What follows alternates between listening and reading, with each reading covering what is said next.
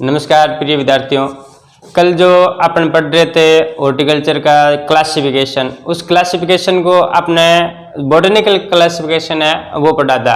उसके आगे अपन बात करें तो दूसरा जो क्लासिफिकेशन है या अपन बात करें दूसरा जो आपका इम्पोर्टेंट क्वेश्चन है वो आपके क्लासिफिकेशन में से एक नंबर आपका हो गया बॉटनिकल या वानस्पतिक क्लासिफिकेशन,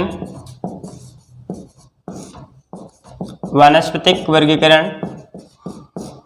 दूसरा जो आपका इंपॉर्टेंट प्रश्न आता है वो है फ्रूट टाइप या हिंदी में बोलते हैं इसको फल प्रकार। और तीसरा जो क्लासिफिकेशन है ये दोनों अपन साथ साथ में पढ़ेंगे, एडिबल पर्सन या खाने योग्य बाग।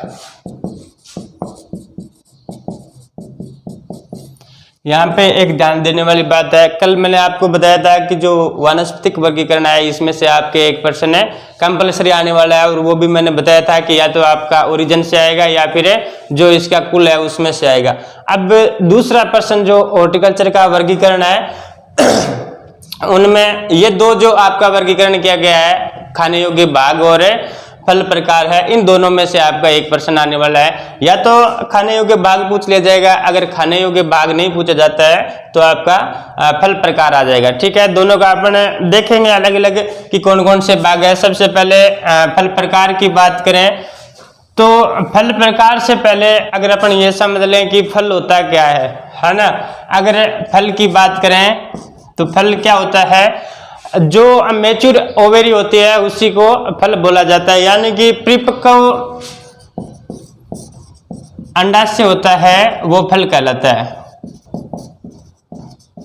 ठीक है, जो फल है वो परिपक्व अंडाशय होता है। ठीक है, अब देखो अलग अलग फल प्रकार है।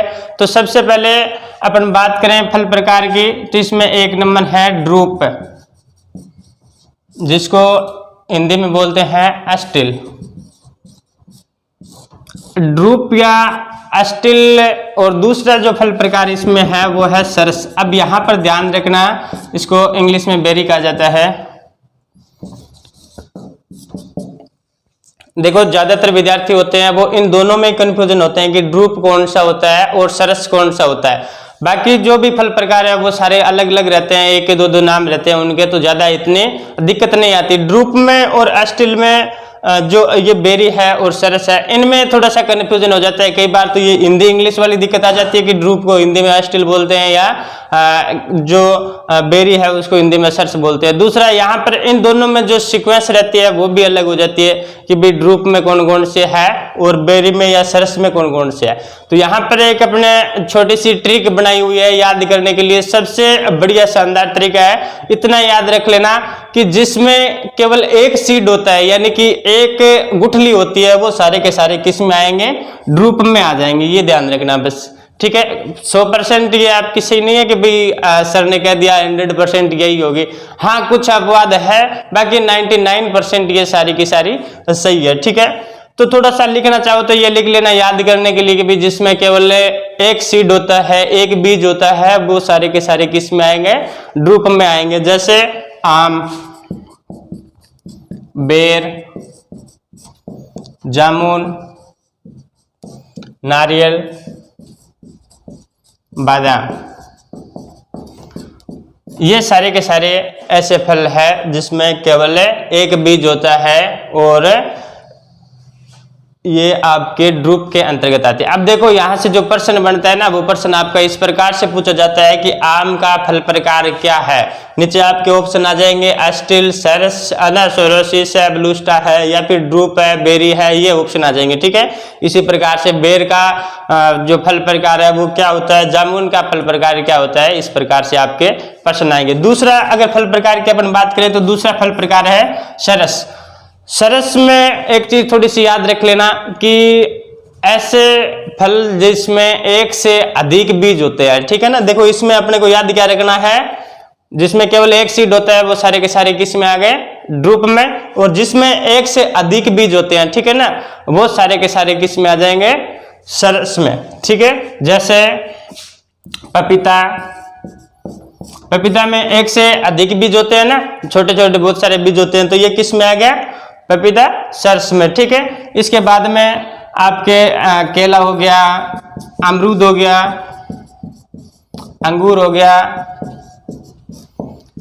ये सारे के सारे आपके सरस में आ गए। अब देखो थोड़ा सा ध्यान में रखना, जैसे जो एक से अधिक बीज की बात करें तो नींबू वर्गीय जो फल है उनमें भी एक से अधिक होता है बीज, है ना। तो ये जो अपनी ट्रिक है वो बस इन दोनों में कंपेयर करने के लिए बनाई हुई है। ऐसा नहीं है कि भी जो अपन अलग लिख रहे हैं उनके भी लागू होगी, उन पर लागू नहीं होगी, क्योंकि जो अलग लिख रहे हैं वो तो सेपरेट अपने को याद हो जाएगा, है ना। इन दोनों में थोड़ी सी कंफ्यूजन रहती है, तो इन दोनों के लिए आप याद कर लेना, ठीक है। तीसरा जो अपन फल प्रकार है ये है ब्लू स्टार, सबसे इंपॉर्टेंट है, बहुत बार आपके एग्जाम में पूछा गया है कि ब्लू स्टार फल प्रकार किसका है। ब्लू स्टार है अनार का, याद कर लेना, ठीक है। इसके बाद में चौथा जो फल प्रकार है वो है सोरोसिस। सोरोसिस में थोड़ा सा ध्यान में रखना कि ऐसे फल बस याद करने के लिए थोड़ी सी मतलब ये अपने समझ में आ जाता है कि भाई कैसे याद करें। सोरोसिस ऐसे फल होते हैं जिनके ऊपर संरचना वो कांटे टाइप संरचना पाई जाती है, यानी कि फलों के ऊपर इस प्रकार की संरचना पाई जाएगी, ठीक है। तो ये सारे के सारे फल किस में आएंगे, सोरोसिस में, ठीक है। जैसे आपने कभी मार्केट में कटहल देखा होगा, अनानास वगैरह, ठीक है। तो इन दोनों में फल प्रकार है वो क्या होगा, सोरोसिस। अनानास हो गया, कटहल हो गया, ठीक है। इसके बाद में नेक्स्ट है कैप्सूल।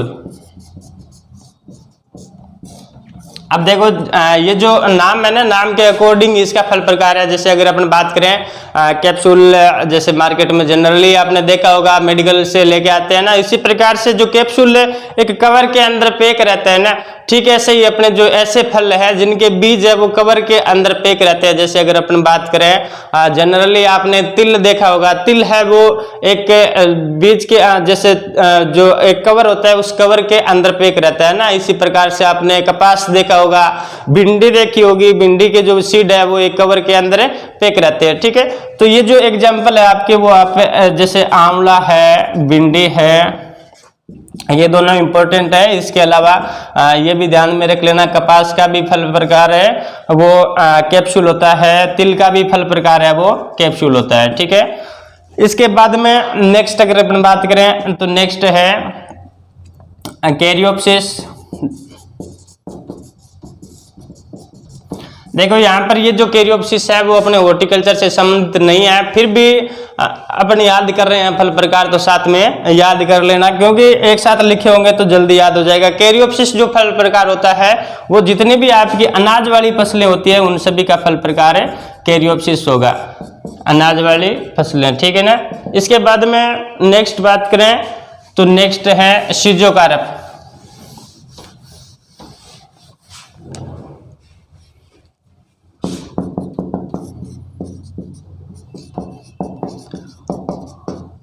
सीजोकार्प में आपके जो भी जैसे अम्बेली पेरिकुल वाली फसलें हैं,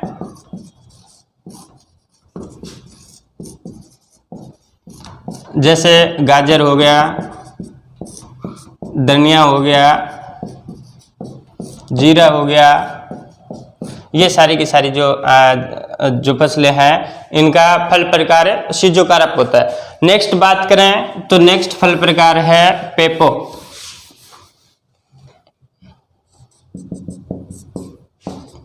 पेपो में ध्यान में रखना कि ऐसे फल जिसमें पानी की मात्रा अधिक हो, है ना। जैसे जितनी भी आपकी कद्दू वर्गीय सब्जियां हैं उन सभी का फल प्रकार क्या होगा, पेपो होगा, ठीक है, ध्यान रखना, कद्दू वर्गीय। और मोस्टली इनमें भी आपके एक प्रश्न पूछा गया है तरबूज और खरबूज का, बहुत बार पूछा गया है, ठीक है। खरबूज हो गया, तरबूज हो गया, खीरा हो गया, ककड़ी हो गई, ये सभी के सभी है वो कद्दू वर्गीय कुल में आते हैं और इसमें जो फल प्रकार है वो पेपो होता है, ठीक है। एक प्रश्न आपके साथ में आ गया तो ये भी बता देता हूँ, कई बार पूछा जाता है तरबूज में पानी की मात्रा कितनी होती है, तो तरबूज में पानी की मात्रा है वो 95% तक होती है, ठीक है। ये थोड़ा सा ध्यान रखना। और ये आपके फल प्रकार हो गए। अगर इसमें से आपके प्रश्न आ गया तो आपका जो खाने योग्य भाग है उसमें से प्रश्न नहीं बनेगा, दोनों में से एक प्रश्न पूछते हैं, ठीक है। तो आप दोनों को ही अच्छी तरह से याद कर लेना। हो सकता है खाने योग्य भाग आ जाए या फिर आपका फल प्रकार आ जाए, ठीक है। अब देखो दूसरी बात करें अपन, तीसरा जो क्लासिफिकेशन था, एक नंबर आपका क्लासिफिकेशन हो गया बोटेनिकल क्लासिफिकेशन या वानस्पतिक वर्गीकरण, जिसमें आपको वैज्ञानिक नाम है, कुल है, उत्पत्ति स्थान है, गुणसूत्र है, वो याद करने थे, ठीक है। दूसरा आपका आ गया फल प्रकार।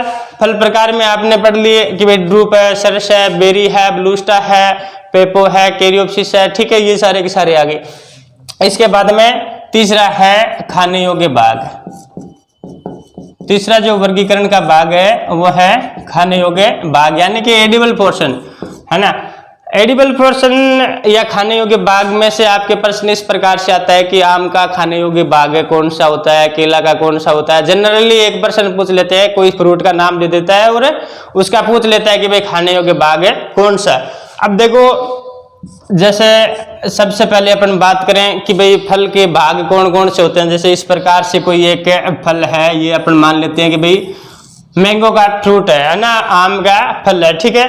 तो इसमें अगर अपन देखें तो ये जो भाग है ये क्या कहलाता है, बीज कहलाता है, यानी कि सीड कहलाता है, ठीक है। और सीड के और जो बाहरी परत है, इन दोनों के बीच का ये जो भाग है ये क्या कहलाता है, ये गुद्दा कहलाता है, या फिर इसको बोल देते हैं पल्प, ठीक है। और जो ये बाहर वाला भाग है जनरली इसको अपन क्या बोलते हैं, छिलका बोल देते हैं, ठीक है। अब देखो जो खाने योग्य भाग है वो आपने सभी ने सुना होगा, एक तो मिजोकार्प होता है, एक एंडोकार्प होता है, एक पेरिकार्प होता है, यानी कि अंतःफल भित्ति, मध्य फल भित्ति और बाह्य फल भित्ति, ये तीन प्रकार की भित्तियां होती है, ठीक है। तो अगर अपन बात करें अंतःफल भित्ति कहाँ होती है, मध्य फल भित्ति कहाँ होती है और बाह्य फल भित्ति कहाँ होती है, फल में बात करें, है ना। तो देखो सबसे पहले अगर अपन अंतःफल भित्ति या फिर एंडोकार्प बोले तो ये जो बीज होता है ना, बीज के जस्ट ऊपर की जो लेयर होती है या ऊपर की जो परत होती है, इस परत को क्या बोलते हैं, एंडोकार्प, ठीक है। इसके बाद में ये जो गुद्दे वाला भाग है इसको बोलते हैं मिजोकार्प, और ये जो सबसे बाहर की परत होती है इसको बोलते हैं एपिकार्प या फिर एक्सोकार्प बोल देते हैं। थोड़ा सा एक चीज यहाँ पर समझने वाली है कि भाई ये जो बहुत सारे स्टूडेंट्स है ये क्या करते हैं, जैसे अपन बात करें एक उदाहरण लेकर के, जैसे बेर है तो बेर का खाने योग्य भाग अगर आपसे पूछ ले तो आप सीधा सा जैसे इमेजिन करते हैं कि भाई हाँ बेर है, और बेर में अपन क्या खाते हैं, बेर का छिलका खा लेते हैं बार वाला, और मिजोकार्प खा लेते हैं और गुठली फेंक देते हैं। इसका मतलब अपना मिजोकार्प और एक्सोकार्प या एपिकार्प दो खाते हैं ना। तो अपने ध्यान में रखना बेर में। अच्छा एक चीज और यहाँ पर थोड़ा सा ध्यान रखो, ये जो तीनों है ना संयुक्त रूप से, जैसे एंडोकार्प, मिजोकार्प और एपिकार्प, यानी कि जब तीनों भाग ये अपन के ऐसे फ्रूट का, जैसे कोई फ्रूट होता है जिसके तीनों ये भाग खाते हैं, तो ये तीनों को संयुक्त रूप से क्या बोला जाता है, संयुक्त रूप से बोला जाता है पेरिकार्प, है ना। अब देखो तीनों, जिस मतलब ऐसा फल जिसमें तीनों ही भाग खाते हैं, यानी कि एंडोकार्प भी खाते हैं, मिजोकार्प भी खाते हैं और एपिकार्प भी खाते हैं, तो ये जो भाग खाने योग्य भाग हो गया वो कौन सा हुआ, पेरिकार्प। अब बहुत जैसे कई बार अपने जैसे आम की बात करें तो आम का खाने योग्य भाग कौन सा हुआ, जैसे अपन आम खाए और जो बाहर वाला छिलका है वो फेंक दिया और अंदर की जो गुठली है वो भी फेंक देते हैं, तो खाने योग्य भाग कौन सा बचा, मिडिल वाला, यानी कि मध्य फल भित्ति बची, ठीक है। या फिर आम में जो भाग खाने योग्य कौन सा हुआ, मिजोकार्प। इसी प्रकार से अगर अपन बेर की बात करें तो बेर में भी अपन क्या करते हैं, बाहर वाला छिलका भी खा लेते हैं और अंदर वाला मिजोकार्प भी खा लेते हैं, लेकिन गुठली फेंक देते हैं ना, या सीड है जो फेंक देते हैं। तो अब एक चीज आपको ध्यान में रखनी है, मैंने आपको पहले बताया था कि सीड है, सीड को या बीज को एंडोकार्प नहीं बोला जाता। एंडोकार्प किसको बोला जाता है, बीज के जो ऊपर का आवरण होता है उस आवरण को एंडोकार्प बोला जाता है ना। तो अपन बीज के ऊपर जो आवरण होता है उसको तो खा लेते हैं, आवरण बीज को नहीं खाते हैं ना, बीज को फेंकते हैं, तो आवरण खा लेते हैं। तो क्या हुआ, एंडोकार्प भी खा रहे हैं, मिजोकार्प भी खा रहे हैं और एपिकार्प भी खा रहे हैं, तो कौन सा हो गया खाने योग्य भाग, पेरिकार्प। ध्यान रखना इंपॉर्टेंट चीज है, क्योंकि जो भी ये इस प्रकार के क्वेश्चन आते हैं ना अपन सीधे कर देते हैं कि भाई हाँ कौन सा भाग खा रहे हैं कौन सा फेंक रहे हैं, तो इस प्रकार से जनरली अंदाजे से कर देते हैं ना। तो ये ध्यान रखना, यहाँ पर अपने को एक ही चीज ध्यान रखनी है कि एंडोकार्प है वो बीज को नहीं बोला जाता, बीज के जो ऊपर आवरण होता है उस आवरण को एंडोकार्प बोला जाता है, ठीक है।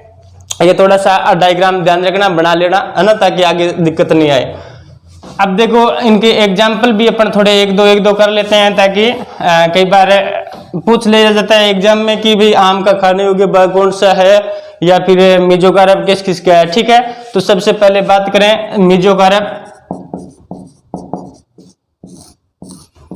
मीजोकार्प है वो आम का खाने योग्य बाग हो गया, क्योंकि आम में अपन बार वाला छिलका फेंक देते हैं और अंदर की जो गुठली एसिड होता है उसको भी फेंक देते हैं। ठीक है, इसके अलावा पपीता है, पपीता में भी बार वाला छिलका फेंक देते हैं और अंदर के जो सीड रहते हैं उनको फेंक देते हैं। ठीक है, दूसरा एंडोकार्प। एंडोकार्प जो फल प्रकार है वो है नारियल का। तीसरा पेरिकार्प।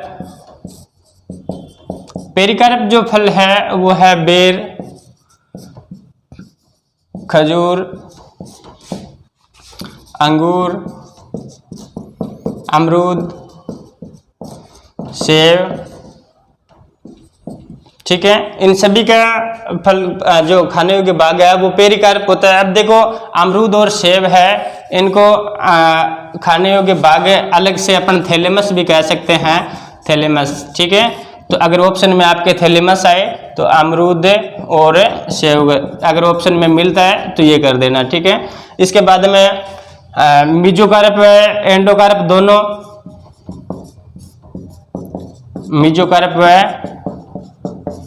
एंडोकार्प दोनों, है ना। जैसे बात करें अपन केला है, तो केले में बाहर वाला छिलका फेंक देते हैं, अंदर वाला भाग खा लेते हैं, और उसके अंदर जो एंडोकार्प होता है वो भी खा लेते हैं। ठीक है, तो इसके खाने योग्य भाग कौन सा हुआ, मीजोकार्प भी हो गया और एंडोकार्प भी हो गया ना। केला और आंवला, इन दोनों का खाने योग्य भाग हो गया आपका मीजोकार्प और एंडोकार्प दोनों। ठीक है, इसके बाद में प्लेसेंटा। प्लेसेंटा जो खाने योग्य भाग होता है वो होता है बेलपत्र। एक सबसे important juicy seed coat, juicy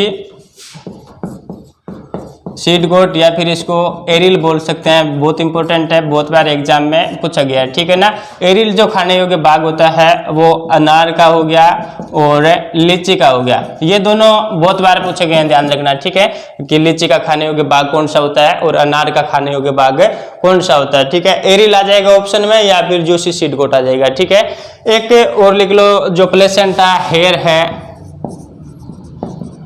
placenta hair, ये जो आपके नींबू वर्गीय फ्रूट्स है इन सभी का खाने योग्य भाग है वो प्लेसेंटा हेयर होता है। ठीक है, तो आज अपने फ्रूट टाइप और खाने योग्य जो भाग है उनकी बात की। नेक्स्ट जो क्लासिफिकेशन आएगा, अभी एक क्लास और होगी क्लासिफिकेशन की, उस क्लास के बाद में आपका क्लासिफिकेशन है वो कंप्लीट हो जाएगा।